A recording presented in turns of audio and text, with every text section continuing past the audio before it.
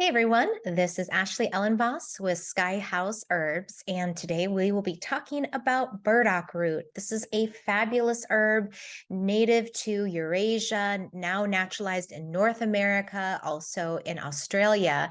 And it's one of those herbs we probably have walked by 100 times, but we never knew what it was. So today we're going to talk about this plant's traditional uses, its history, where it gets its name from. We'll talk about its magical uses and some of the symbolism that helps us understand how we can use this plant as more of a spiritual ally. And then we will talk about its actual medicinal attributes and how we can partner with this herb for daily use medicinally. I want to remind you before we get too far in, if you haven't subscribed to this podcast, please go ahead and subscribe. Or if you're watching on YouTube, please follow and subscribe. And if you like this video, it's always wonderful to see your comments and also to see that you've clicked the like button. So thank you in advance. That really helps other people to find my work. Now, with burdock root, here's a few things I want to say. Is that, again, we think of this plant often as a weed. However, it is a ridiculously rich plant in terms of its nutritional and medicinal qualities. I want to show you what this plant looks like. I'm going to paint you a mental picture. I'm not going to show it on the screen, but I want you to just imagine, use your imagination, and think about a leaf that is heart-shaped and long and about as big as both of your hands side by side together. This leaf forms a basal rosette on the earth, which means that it has a central stem and that all of the leaves flower out like a rose out from that central space. And then it has this deep, deep taproot that goes deep into the earth, 6 to 8, maybe even up to maybe 2 feet. So 6 to 10 inches. It can get, very, very big and get up to 2 feet long. And the root is oily and it smells kind of musky, and it has a slightly sweet taste to it. So this plant was harvested throughout Asia as a food. It was called gobo in Japanese medicine and cuisine. And it was used in stir fries and stoups because it imparted this I think the word they use is it anami? I'm thinking edamame. I'm like, that is definitely not it. But unami, that's it. Unami, which is sort of this oily, meaty taste. So this herb definitely has that sweet, earthy, meaty taste in its root. And while we could cook it as a food, I like to use the root as a decoction, which is a cooked tea. And I also like to use it as a tincture. And each of those have slightly different medicinal qualities. This herb works really well for people who have had chronic conditions. It is like one of those plants that if you've been really depleted from, let's say, chronic stress, chronic gut issues, if you've been depleted from lack of sleep, especially if your depletion makes you sort of dried out. If you feel a little bit dehydrated and your skin and your nail and your hair maybe is a little bit drier than it was before that chronic condition or chronic period of stress, then burdock might be the perfect ally for you. This plant is considered in astrology to be under the rulership of Venus, and it works on Venusian things like the skin, the hair, and the nails. Because of all of the rich oils in it, it's really good for helping the skin repair. And this is not only repair from things like eczema and psoriasis and, scarring, but it also, as a gentle cleanser, it's a liver and a lymphatic cleanser, and it works also predominantly through the kidneys and the bladder. It has a great cleansing effect through the kidneys. Is as it helps to cleanse the blood, then the skin often shows up more radiant. And then you add in these nice, nutritious oils, which then add a luster to the skin. So it's it really is a beautifying plant. And here in North America right now, we're in the spring months heading towards summer. And so a lot of us are eating more fresh foods, more greens, starting to shed some of that winter heaviness and the heaviness of a winter diet. And burdock is a great one to bring in really at transitional times, ideally. So from spring into summer, and then also from fall into winter. Those are 2 really good periods to nourish, build, and cleanse in preparation for the extreme heat of summer and the extreme cold of winter. This herb symbolically helps us to restore the optimal blueprint of health. And I'll say that again. It helps to restore the optimum blueprint for health. And this we can see symbolized in the way the plant grows in its second year. So burdock is a biennial, which means unlike a lot of plants which either flower for 1 year or grow for 1 year, which is like an annual, or perennial that comes back year after year, a biennial has a 2-year living cycle.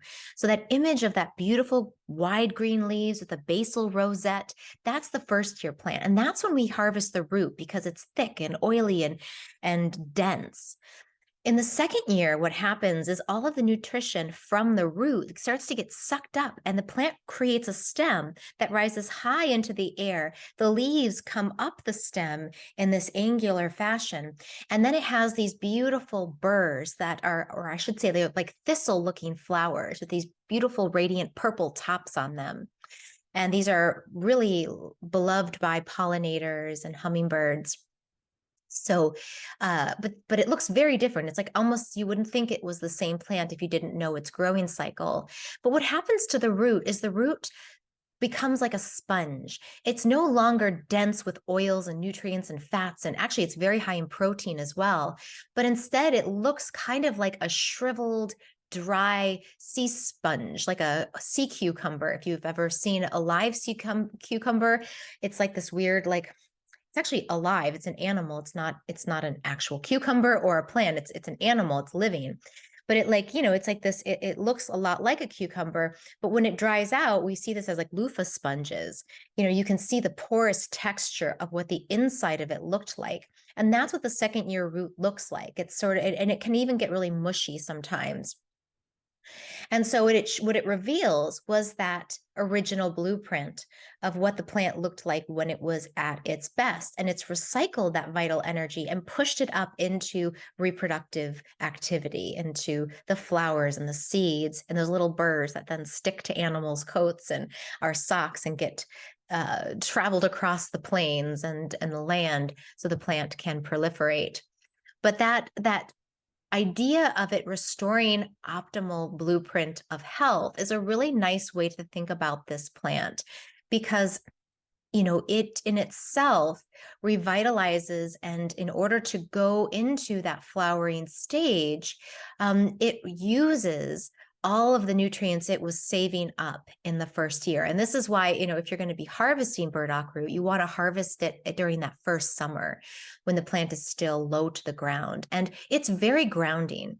It's another herb I use a lot for people who are feeling ungrounded and unsettled in themselves.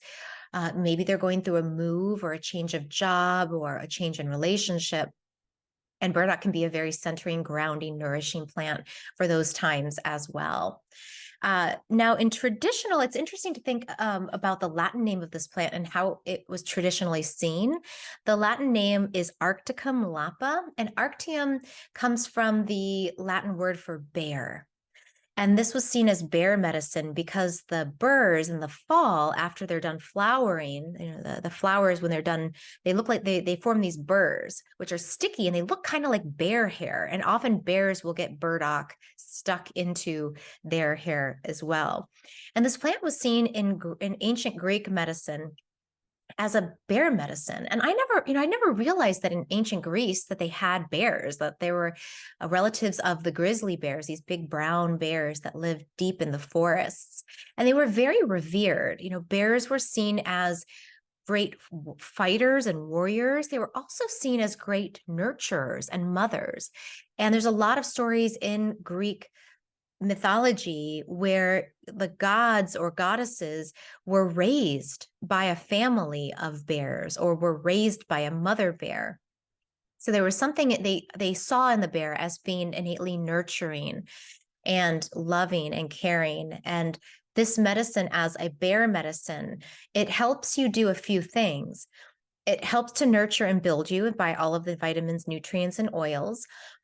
But it also helps to prepare you for what's next. That first year plant everything it's gathering is for some new big activity. And so I think about this plant as a good one if you're preparing, let's say if you're preparing to start a new business, you're preparing to make a move, right? Maybe you can get ahead of things and not get so depleted, right? Like you start to take burdock as a preparation for some big change that you're going to be making, either externally or internally. And this is a great plant for preparation for that work, for that building, laying a foundation for what's coming next. And even if you don't know what's coming next, but you know something's coming, have you ever had that? I feel like I get that a lot where I'm like, I can tell something's in the air. Like there's an idea brewing, but I don't have any form to it yet.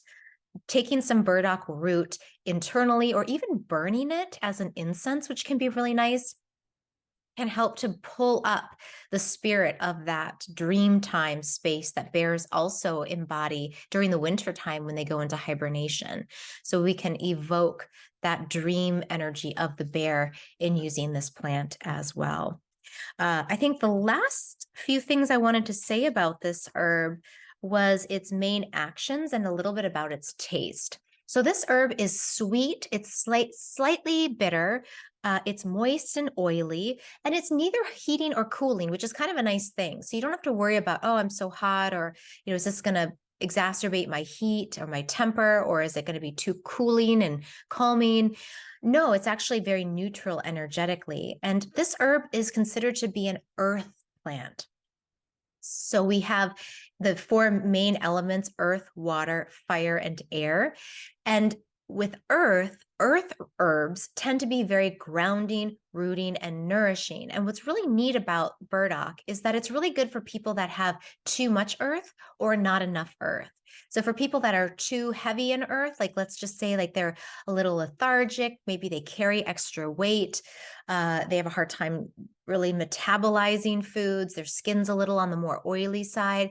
What ends up happening with this herb, because it's a gentle liver and kidney tonic and a blood cleanser, is it helps to pull out the excess from the body and move it out through the system, being gently detoxifying. Whereas if you're earth deficient, if you tend to be more dry, maybe more thin, you tend to be less grounded, a little more airy or more mental. What this herb does is, with all of those nutrient-rich fatty acids and oils, can really help to build and create more softness and suppleness and more glow in the skin, more steadiness in the mind. So I think that's really amazing that one plant can do both things. It can serve earth in both ways. The other thing I wanted to say about this plant is that as a tea, it provides wonderful prebiotics for the gastrointestinal system, mainly the lower GI. So what it does is it has this compound called inulin, which is also found in dandelion and chicory root. And a lot of these are actually all in the Asteraceae plant family. So they're all cousins. You could think of them like plant cousins. And they all have this prebiotic oligosaccharide, this long chain sugar that the good bacteria in your gut love. And the ones that tend to be a little bit more problematic, they don't really eat it. They like to eat things like sugar and yeast. But these inulin fibers, they will just chomp up. And so it will help your body recalibrate its microbiome, which we know is linked to mental health, skin health, digestive health, immune system regulation. All of these things we are now realizing start with the health of our gut microbiome. So what we can do, let me talk about now how you can use burdock. So as a decoction, which is the best way to get these fibers out, is you would take a few teaspoons of the dried root. Ideally, it's cut up into small pieces, and you would simmer it on the stove with about 2 cups of water, maybe 3 cups of water, 2 to 3, for about 10 minutes. Let it simmer very low. Make sure it's covered and it doesn't boil over. You'll get a huge mess. And after about 10 minutes, turn off the heat, let it sit for 10 minutes to cool down, strain it, and drink it. That's the ideal way. But you can also take it as an overnight infusion, where you would take maybe about a tablespoon of the herb, put it in a quart jar, which is about 4 cups of water, and then add hot water to it and let it sit overnight. So the thyme ends up doing something similar to what the intense heat does in the decoction, but then you don't have to watch it and sit there, make sure it doesn't spill over, right? It's a little bit of a less hands-on process of extracting, and you'll still get those inulin fibers. They're both really good. Just the other one brings them out a little more intensely. Now, I will say this, if you have a very imbalanced gut microbiome, let's say you've taken lots of antibiotics, let's say you have GERD, or you have IBS or IBD, or you're dealing with SIBO, then these soluble fibers might actually make you feel a little worse before they make you feel better. In which case, you have to titrate the amount you're drinking down, down, down until you don't have any gas or bloating. It's not going to do anything terrible to you if you do notice gas and bloating. It's just uncomfortable. It just means you went a little too hard, a little too fast. So this is an herb to start gently. Like, I think one of the medicines of this herb, like one of the word medicines, is gentleness. So start slow, be gentle. Just take, maybe just drink half a cup for a week, and then increase to drinking a full cup. And slowly you can start to build this up, and you'll start to really feel your digestive health, your skin health, your mental health, everything will start to really ground, improve. And then whatever comes next for you will become a lot easier. If you are unable to make your own with the root, you can also buy this plant in a tincture that works really well for the blood cleansing properties. However, you're not going to get the inulin at the same level. So if you don't want the inulin, but you want the medicine of the plant, try it as a tincture. And that would be another way to utilize this medicine.